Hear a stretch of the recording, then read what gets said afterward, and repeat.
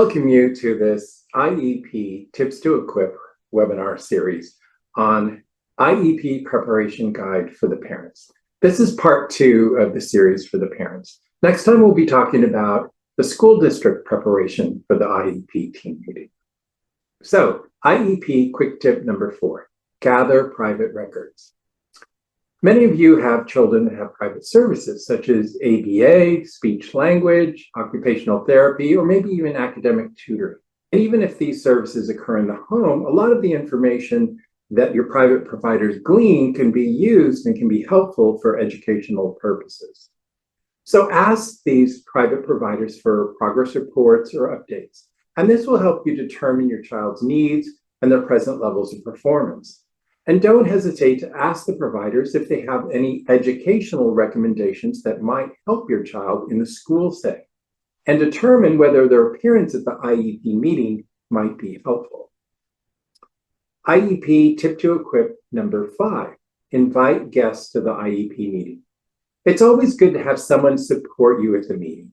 And this could be a family member, a friend, or a professional who works with your child, such as an advocate, an ABA therapist, a speech therapist, or an occupational therapist. Now, you might want to talk to them before the IEP meeting to obtain any ideas or suggestions they may have about supporting your child in the school setting. And post-COVID, a lot of these IEP meetings are online.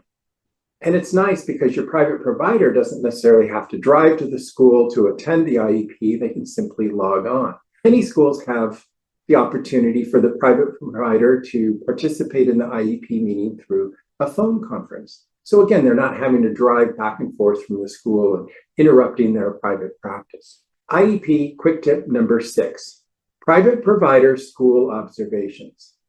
If you're concerned that some component of your child's program isn't working, then you may want to schedule a time when your private provider, the psychologist, speech therapist, ABA provider, etc., can observe your child in the school setting in order to provide expertise and input on your child's program. And this can be really helpful. Again, a lot of times what happens at an IEP meeting is there may not be overlap between what the private provider knows about the child in the school setting. But if the private provider observes the child in the school setting and sees what the child might need or how the program can be modified to benefit the child, then that's a direct correlation between the private provider's expertise and the school setting. And then that person can be invited to attend the IEP meeting and provide helpful information to the IEP team. And again, because they actually observe the child in the school setting, it's probably going to carry a lot more weight in terms of recommendations rather than just what they see at home. IEP Tip to Equip number 7, speak to your child's teacher. Ask your child's teacher how your child is progressing at school.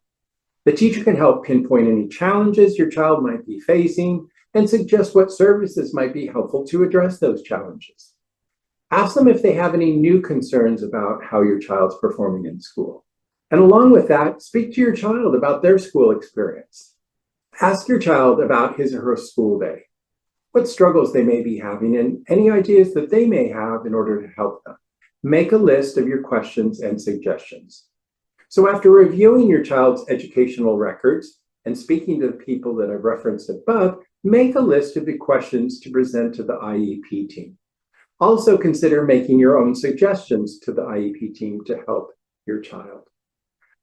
I mentioned this earlier, but again, the law considers the parent to be an equal participant in this meeting. So you have a lot of information about your child that the school district may not have.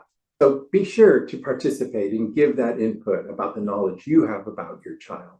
And my last tip to equip, number 8, is to give notice to tape record the meeting.